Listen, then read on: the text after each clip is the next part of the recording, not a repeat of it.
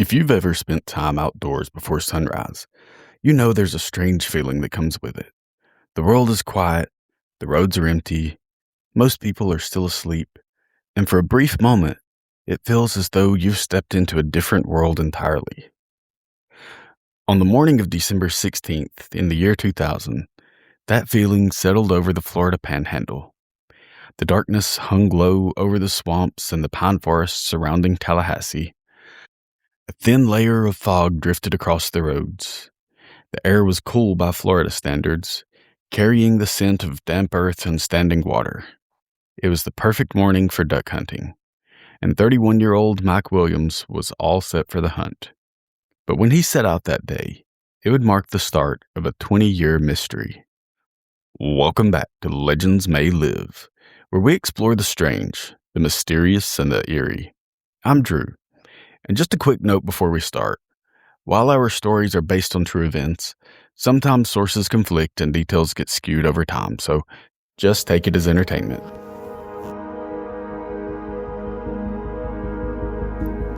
Mike Williams had built a good life for himself in Tallahassee. He worked as a real estate appraiser, he had an active church life, and most of all, he and his wife Denise had just welcomed a daughter into the world 6 months earlier. Like many new parents, they were adjusting to sleepless nights and new responsibilities, but by all means, it seemed like a great life. That Saturday morning, Mike quietly prepared for his hunting trip. Duck season was one of his favorite times of the year. He had spent countless hours outdoors throughout his life, either fishing, boating, or hunting. He just loved being outside, and for all his passions, he was equally skilled. Mike knew the waters, he understood the risks of all his adventures, and he took every precaution to be safe. Before leaving home that Saturday, Mike had made sure to tell his wife bye and that he'd see her later. Then he climbed into his truck and drove away. He was headed to Lake Seminole. At first glance, Lake Seminole is beautiful, spanning roughly 37,000 acres along Florida-Georgia border. The lake attracts fishermen, hunters, and outdoor enthusiasts from across the region.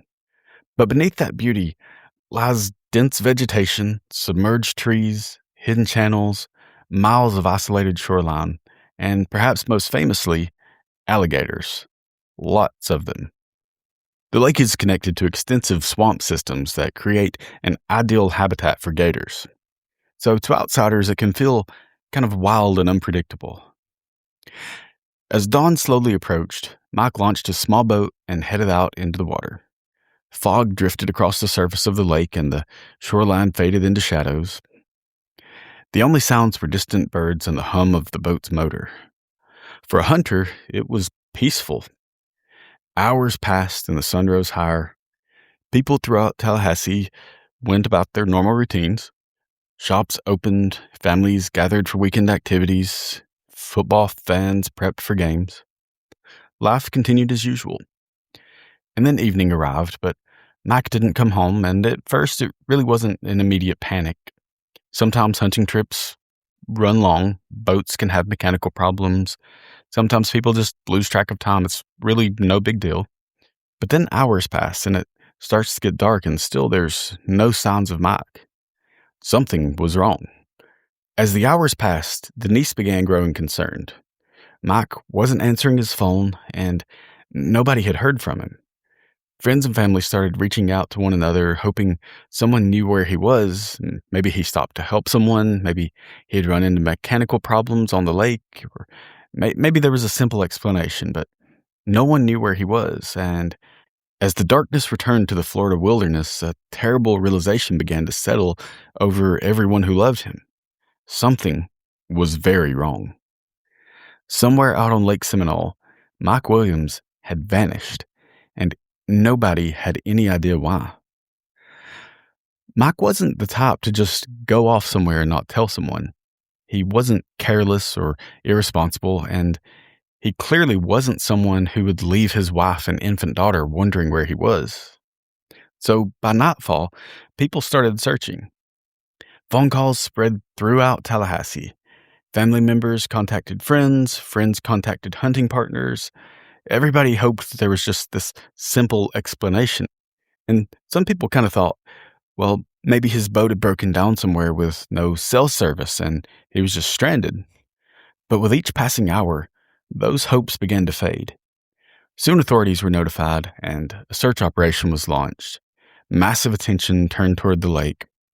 But the problem was that the lake was enormous.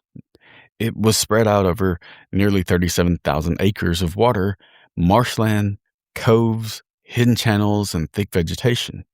So finding one missing person in an environment like that was looking for a needle in a haystack. Still, search boats combed the shorelines and helicopters searched from above. Volunteers joined the effort. Divers entered the cold water. Everyone was focused on one goal: find Mike. Alive if possible.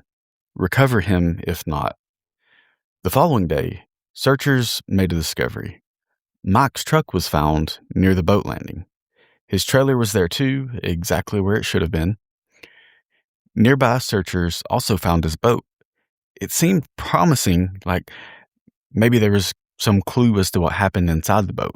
It's just something, anything that could explain what happened, and more importantly, where Mike was. But instead, it raised even more questions. Because when the boat was found, it was abandoned, just drifting with absolutely no sign of Mike or any signs of violence or a struggle. It was like Mike had just hopped out and left his boat. Investigators began reconstructing what they believed happened. So they formed a theory that seemed pretty straightforward. The weather that day had been unusually cold in Florida, and cold enough to make falling into the water pretty dangerous pretty quickly. Authorities believed that maybe Mike had been standing in the boat while hunting, and at some point he maybe lost his balance and slipped. Maybe he reached for something and the boat shifted unexpectedly, or whatever happened, they theorized that Mike had fallen into the lake. And while that alone wouldn't necessarily be fatal, duck hunters often wear chest waders. And what those are heavy waterproof gear designed to keep hunters dry while standing in shallow water. But the problem is, if those waders fill with water, then they become incredibly heavy and a person can suddenly find themselves fighting hundreds of pounds of additional weight. So according to the theory, Mike fell into the cold water, his waders filled and trapped him. They kept him from being able to swim or float, and he was too heavy to climb back in the boat, and eventually he succumbed to the pull of the water and drowned. It was tragic, but it seemed plausible. Then investigators added another element. That element would become central to the story for nearly 2 decades. Alligators. Lake Seminole is home to a large population of alligators, and authorities theorized that after Mike drowned, scavenging animals had consumed or scattered his remains. And that would explain why searchers couldn't locate a body. It would explain why no obvious evidence remained, and perhaps more importantly, it provided a simple answer to a difficult mystery. Mike Williams had suffered a tragic hunting accident. Case closed. For many people, the explanation made sense. After all, accidents happen. People drown every year, and bodies are sometimes lost in lakes and rivers. The public largely accepted the conclusion, and the news coverage gradually slowed. Life moved forward, at least for most people, but not everyone was convinced. One of the first people to question the official story was someone who knew Mike better than almost anyone, his mother, Cheryl Williams. From the very beginning, something bothered her. The more she thought about the accident theory, the less it seemed to fit the son that she knew. Mike wasn't an inexperienced hunter. He wasn't a tourist visiting unfamiliar waters. He had spent years outdoors. He knew the lake, he knew boats, he knew hunting, and he was aware of all the risks. His friends shared similar concerns. They had a hard time imagining Mike making the kind of mistake investigators described. Then there was another troubling detail. Search teams had found the boat, but they hadn't found a single trace of Mike. And as time passed, Cheryl began researching alligator behavior, and the more she learned, the more skeptical she became. Because experts told her that alligators don't typically consume an entire human body and leave absolutely nothing behind. In fact, Many wildlife experts questioned whether alligator explanation was even realistic at all. Yet the theory persisted. Years went by and the accident narrative became accepted fact. Most people stopped asking questions and just moved on, but Cheryl couldn't. Something deep inside her told her that the story wasn't the whole truth. Something was missing. She believed that the truth was still out there somewhere, and if she wanted answers, she might have to find them herself. In the months following Mike Williams' disappearance, life in Tallahassee slowly settled into a new normal. The search was over. The official explanation had been accepted. Authorities believed Mike had drowned in Lake Seminole. The case was closed. It was just a terrible accident. Mike's wife, Denise Williams, was doing her best to rebuild her life.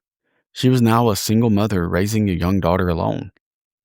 And the sympathy she received was enormous. People rallied around her. Church members offered support. Friends checked in regularly. And as years passed, Denise continued moving forward. And eventually, another familiar figure became increasingly important in her life. Over time, she and one of Mike's closest friends, Brian Winchester, began dating and eventually married years after Mike's disappearance. Shared grief sometimes creates unexpected bonds, but for Mike's mother, Cheryl, this just kind of felt wrong. Not necessarily because Denise remarried, and not even because she remarried Brian. It was the timing and the circumstances, just the overall pattern. Small details seemed insignificant on their own, but became harder to ignore where they were viewed together. Questions lingered, questions that never seemed to receive a satisfying answer. Why had Brian become such a central figure after Mike disappeared? Why did so many events seem to benefit the same people? Why did the accident story continue to feel incomplete? But Cheryl's concerns were often dismissed. People kind of just saw a grieving mother struggling to accept a tragic loss. Meanwhile, Denise and Brian built a life together. Years passed and the public's interest faded. The disappearance slowly transformed into local history. One of those cases that people occasionally remember but they rarely discuss. Children grew older, families changed, new stories replaced old headlines, and throughout it all, the official explanation remained untouched. Mike Williams had drowned. The lake had claimed another victim. Except the people involved knew something that the public didn't. Because despite appearances, it wasn't a happy second chance romance. It wasn't a love story born from shared grief. And it wasn't the simple tale everyone assumed. Behind closed doors, cracks were beginning to form. The relationship that had seemed so strong from the outside was deteriorating. Denise and Brian began having relationship trouble. First, it was arguments here and there, and then they became more frequent. And soon, resentment was growing between them, and their shared trust started to erode. Pressure in their relationship was building, and eventually, something would happen that no one saw coming. By 2016, nearly 16 years had passed since Mike Williams vanished on Lake Seminole. Enough time had passed for nearly everyone to stop asking questions and just let the tragedy fade into the background. But not for Cheryl. She never stopped pushing. She refused to accept the official narrative. No matter if the whole world disagreed with her, Cheryl remained convinced that her son had not died in an accident. She believed that he had been murdered and the killer was getting away with it. But belief isn't evidence. Investigators need facts, witnesses, physical evidence, just something concrete to look at and say that this is anything other than an accident. And none of that really existed. But then something happened that no one could have predicted. The first crack didn't appear in the investigation. It appeared in a marriage. The marriage between Denise Williams and Brian Winchester. In August of 2016, Brian Winchester committed a crime that shocked everyone around him. He kidnapped Denise. Brian had confronted Denise at gunpoint and forced her into his vehicle. He said they needed to talk as he drove her away. He intended to discuss the past, their relationship, and most importantly, Mike Williams. The details remain complicated and they've been disputed over the years, but what isn't disputed is the outcome. Brian was arrested. The case made headlines, and suddenly law enforcement found themselves looking closely at a man connected to a disappearance that had never fully made sense. At first glance, the kidnapping appeared unrelated. It was just an awful domestic dispute in a failed marriage.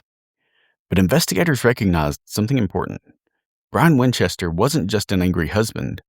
He was Mike Williams' best friend, and he was now married to Mike's widow. He was the same best friend who had remained deeply connected to the story from the very beginning, and now he was in legal trouble. For detectives, that changes everything. Because people facing serious criminal charges sometimes become willing to talk about things that they previously refused to discuss. And sometimes that can lead to crucial information that was never meant to come to light. So investigators began digging. They reopened old files, reviewed old statements, and challenged prior assumptions. For the first time in years, Mike Williams' case had momentum. Then came another breakthrough, one that would change everything. Prosecutors offered Brian a deal for his cooperation, and eventually, Brian started talking. At first, investigators may have expected minor revelations, maybe inconsistencies or some details that kind of clarified the disappearance, but what they got instead was something far more explosive. According to Brian, Mike Williams had not drowned. The official explanation had been completely wrong. For years, people had assumed that Mike left home that December morning and accidentally fell into the lake. But according to Brian, Mike never had a chance. The duck hunt had been a trap.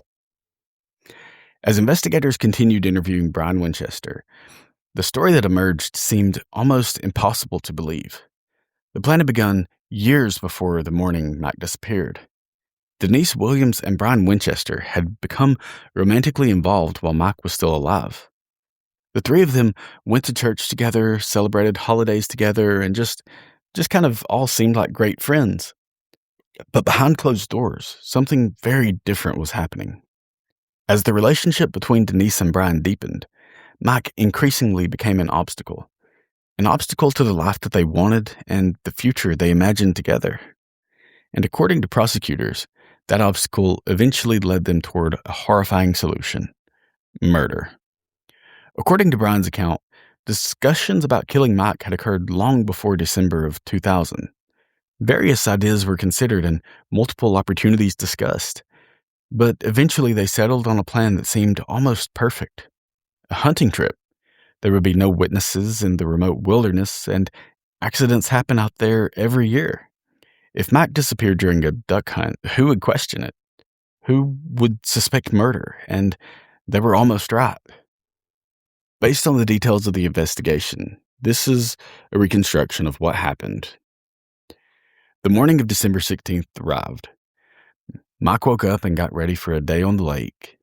He put on his waders, got his shotgun, and hitched up his boat. He told Denise he would be back and kissed her goodbye before driving off to the lake. But Brian knew where Mike was going to be hunting. So Brian had set out armed before Mike and tucked himself into a space near where he knew Mike would be. And then he sat there, waiting and watching.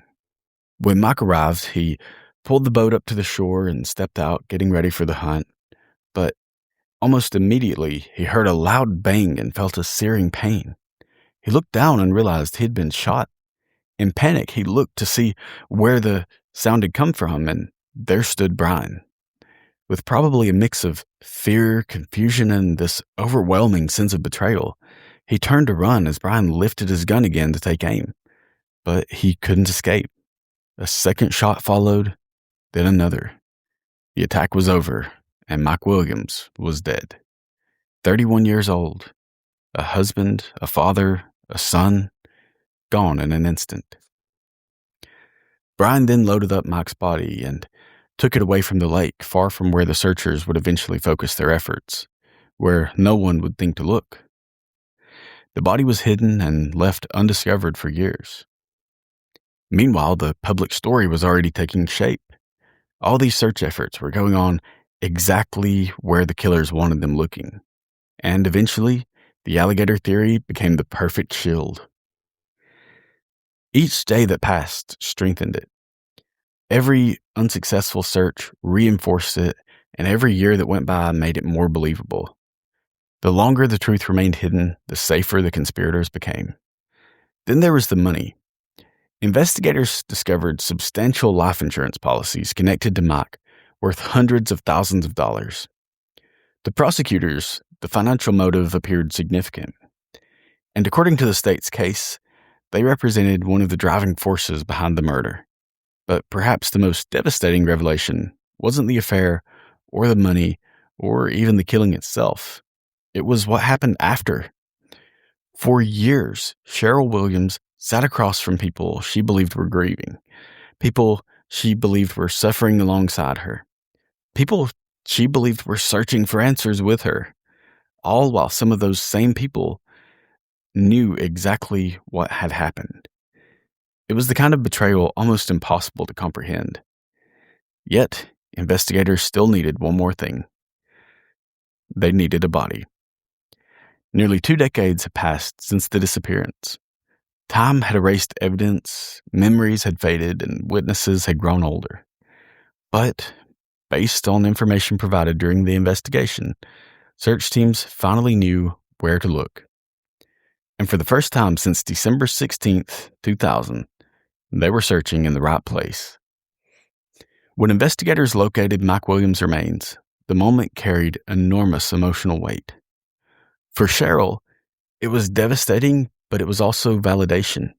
For 18 years, she had refused to stop fighting, refused to accept answers that didn't make sense, and refused to let her son's story disappear. And now she finally knew the truth. The mystery that had haunted Tallahassee for nearly 2 decades was finally giving up its secrets. But one final battle still remained. Because exposing the conspiracy was one thing, proving it in court would be another. And soon the people accused of orchestrating the murder would face a jury. By the time Mike Williams' case finally reached a courtroom, the possibility of justice had started to feel more like a dream than a reality, but somehow, against all the odds, the truth had survived. The state argued that Denise Williams and Brian Winchester had conspired together for years, and that the disappearance had been carefully disguised as a hunting accident. One of the most important witnesses would, of course, be Brian Winchester himself, and his testimony would become one of the most dramatic moments in the entire trial. Jurors listened as he described the affair, the planning, the ambush, the shooting, the deception, and the years of silence. Every detail pulled back another layer of the story that had been hidden for so long.